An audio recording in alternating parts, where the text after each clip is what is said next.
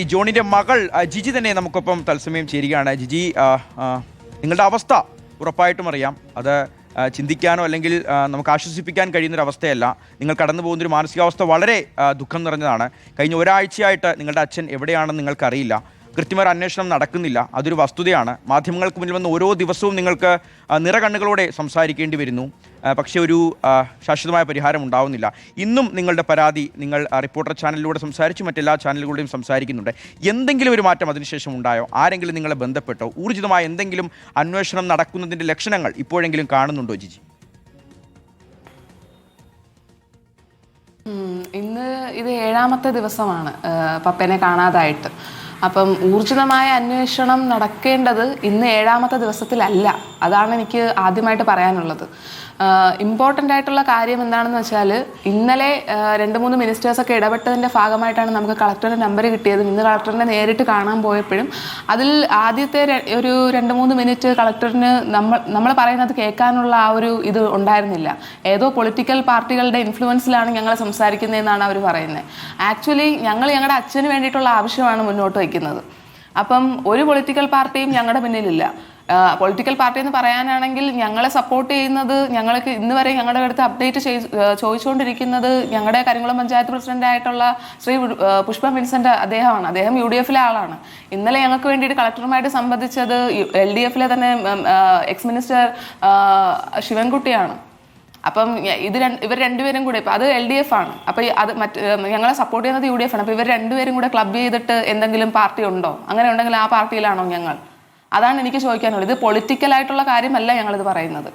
ഇത് സർക്കാരിന് പറ്റിയ വീഴ്ചയാണ്. ഇത് ഇന്നും ഇന്നലെയും പറ്റുന്ന വീഴ്ചയല്ല. കാലാകാലമായി ഹിസ്റ്റോറിക്കലി നടന്നു വരുന്ന ഒരു നെഗ്ലിജൻസ് ആണ്.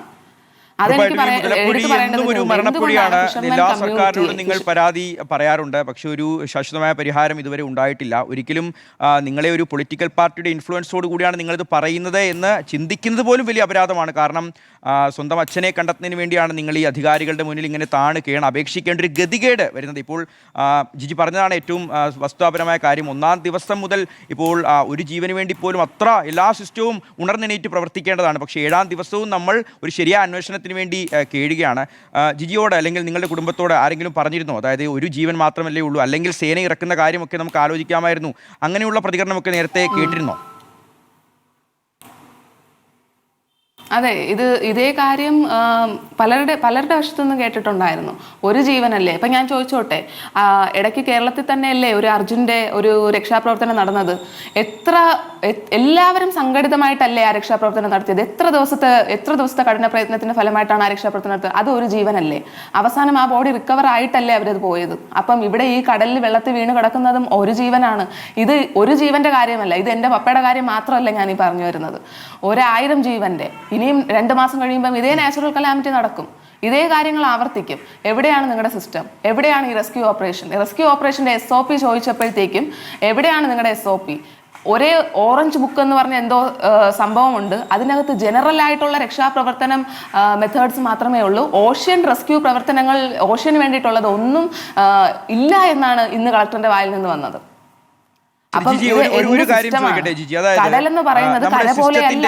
സർക്കാരിന്റെ വലിയ പരാജയം ഉണ്ടെന്നുള്ളത് വ്യക്തമാണ്. അപ്പോൾ അത് സിസ്റ്റത്തിന്റെ പരാജയമാണോ, സൗകര്യങ്ങളുടെ അപര്യാപ്തതയാണോ, അതോ അവഗണനയാണോ, അതോ ഇത്രയൊക്കെ മതി, നിങ്ങൾ ഇത്രയൊക്കെ അർഹിക്കുന്നുള്ളൂ എന്നുള്ള ധാർഷ്ട്യമാണോ? എന്താണ് ശരിക്കും ഇവിടെ സംഭവിക്കുന്നത്?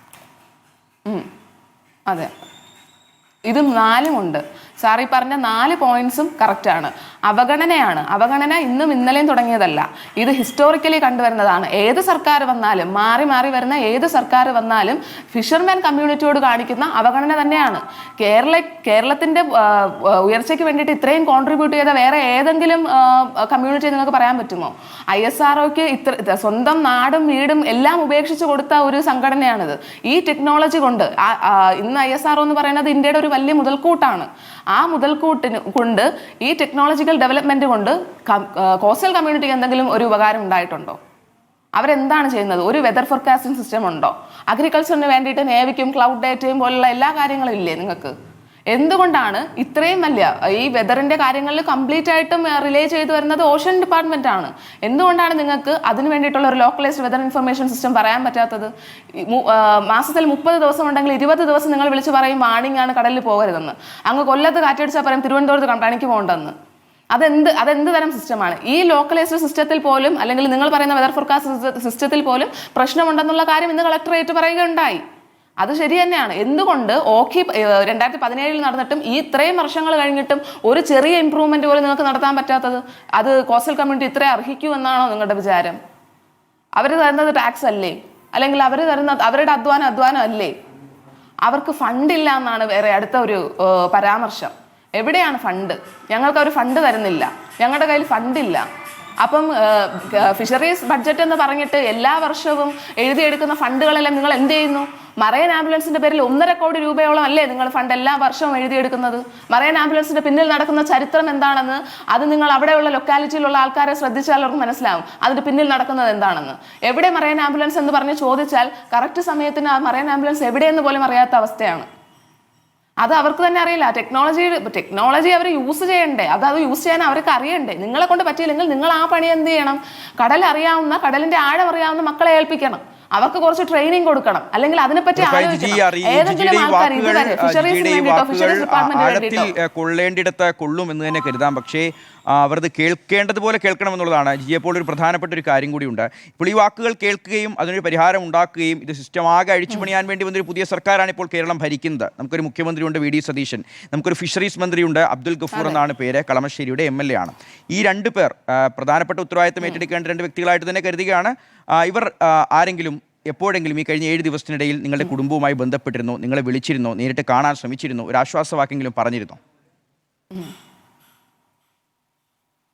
ഇന്നലെ ഞാൻ റിപ്പോർട്ടറിന്റെ മുമ്പിൽ ഈ ഫിഷറീസ് മിനിസ്റ്ററിന് ഈ ഫിഷിംഗ് ഡിപ്പാർട്ട്മെന്റിനെ പറ്റിയോ അല്ലെങ്കിൽ ഈ ഫിഷിങ്ങിനെ പറ്റിയോ എന്തെങ്കിലും അറിയാമോ? അതാണ് എൻ്റെ ചോദ്യം.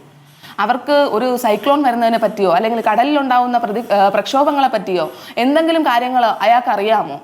അയാൾ ഇന്നേ വരെ ഇത്രയും വലിയൊരു അപകടം ഇവിടെ ഉണ്ടായി, ഈ അധികാരം വച്ചിരിക്കുന്ന ആൾ ഇന്നേ വരെ ഒരു ഫോൺ കോൾ പോലും നമ്മളിവിടെ ചെയ്തിട്ടില്ല. ഞങ്ങൾ അവിടെ ബന്ധപ്പെടാൻ ശ്രമിച്ചിട്ടും ഫോൺ കോളുകൾ എടുക്കുന്നില്ല.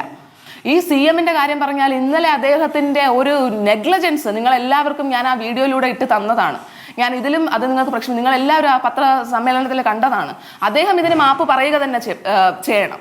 എന്തെന്ന് വെച്ചാൽ ഒരു കമ്മ്യൂണിറ്റിയെ മൊത്തമാണ് അദ്ദേഹം ആക്ഷേപിച്ചത്.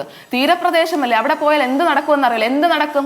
ഓട്ട് വാങ്ങാൻ വേണ്ടിയിട്ട് വന്നപ്പോൾ എന്ത് നടന്നു? ഇന്ന് കസേര കയറി ഇരുന്നപ്പോഴാണോ നിങ്ങൾക്ക് തീരപ്രദേശമാണെന്ന് ഓർമ്മ വന്നത്? അല്ലെങ്കിൽ ഇങ്ങനെയാണ് ആൾക്കാർ പ്രതികരിക്കുന്നതെന്ന് ഇപ്പോഴാണോ മനസ്സിലായത്?